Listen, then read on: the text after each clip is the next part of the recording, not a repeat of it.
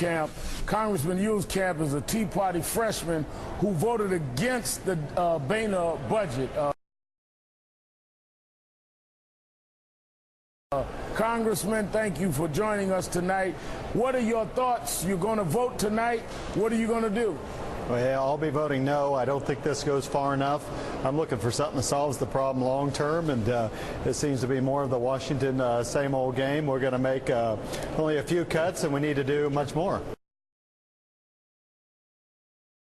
So you feel that despite the fact there are cuts, that's not enough for you. You wanted to see something similar to the Ryan plan. What were you looking for, Congressman? Well, I'm looking for something that would help avoid a downgrade, and $22 billion in cuts the first year does not do that.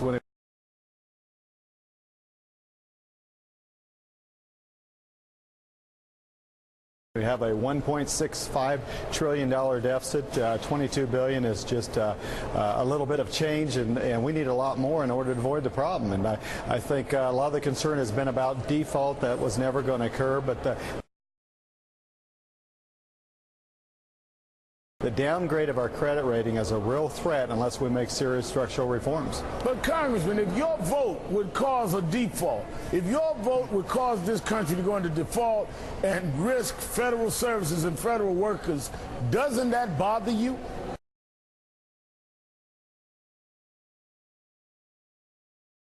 Oh, yeah, I'd be bothered if we had a default. And that's what I said. I would also be bothered if the president withholds Social Security checks. As of today, as far as I know, there's sufficient funds to pay all of our obligations, and importantly, the president can prioritize and pay our creditors first. And that is what a default would be if the president refused to pay our creditors. Credit ratings come down. I mean, come on. You're then asking us to really play a game of how long can we keep this going? How long do we keep the confidence of those in the markets around the world? Why would we act like that is not going to have an impact on the average person in your district?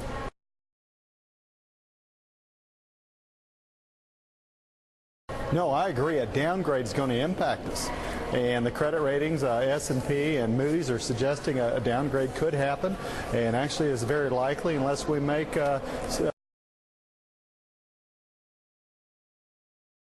real cuts and but real changes in the system. You're going to help put it there. People in your district, the average person in your district, Congressman, is making 23%, make below $25,000 a year. This is your district. 23%, almost a quarter of your district. Can they afford for us to be playing political posturing games at this stage? I agree.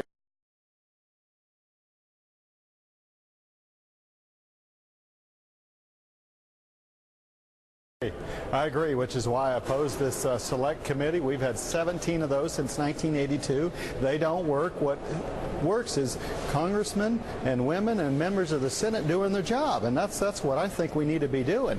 But I tell you what, those 23%, and indeed all of my district, they've been tightening their belts. They've been balancing the budget for the last 2 or 3 years, making the tough choices. They expect Washington to do the same. Well, I tell you who hasn't tightened their belts. 1.5% of your district makes $200,000 or more, and if you would let the Bush tax cuts expire or support that, they tighten up some of their belts. It's hard to tell people making less than $25,000 a year to tighten up their belts while the guys on the other side of your district are running around in yachts and corporate jets. Yeah, well, I'm in western Kansas. There are not many yachts out there. But most of those are small business folks that are creating jobs. But under this plan, it assumes the Bush/Obama tax cuts are not extended. They expire. And I think that's going to have a real harm and create some real tax uncertainty in addition to the other uncertainties we have in the economy. It's been going south. You know, the first quarter we had almost no economic growth. Manufacturing reports are suggesting we're slowing down. We've got to make sure this economy keeps moving. I think everybody agrees on that. That's the way we get more revenue that everybody agrees with. So Congressman, you say that you understand the problem of the credit rating of the country goes down. You say that you understand the pain even people in your own district would have, but you're voting no tonight. Despite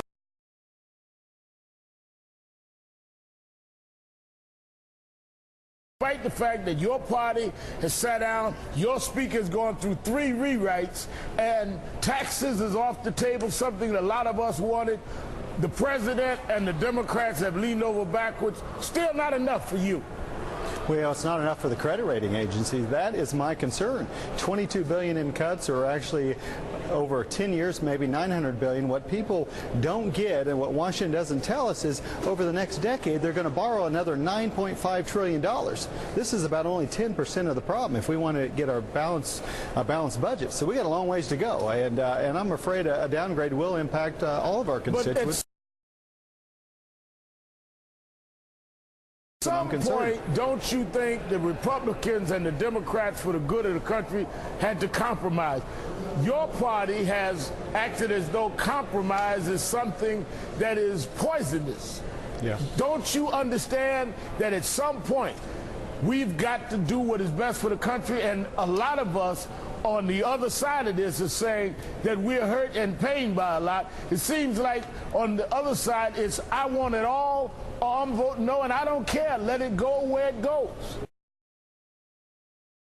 Well, the end result of this bill, if it does pass, would be the president would receive his debt ceiling increase, and that's a real compromise. I voted for cut, cap, and balance that would have given the president a $2.4 trillion increase, but also required this balanced budget amendment. I think the history has proven that Washington can't balance its budget, but we can't continue to borrow money and spend it and borrow it again and spend it again. We're on a wheel that has no end, and that is why I fear we'll have a downgrade of our credit rating, because frankly we're borrowing money to pay off our debts because we can't pay our obligations. Well, Congress, we can't do that in our own life, and why should Washington be able to do that? You said history has taught us something. It did. It taught us if we had had a balanced budget amendment, Ronald Reagan and just about every president would have been violating the Constitution. Thank you very much for your time. And one thing, though, I agree with you about, I'm not sure about the super group of 12 because, you know, I'm a minister, and I know a guy that got 12 disciples once, and he couldn't keep all of them honest. Ahead, the White House.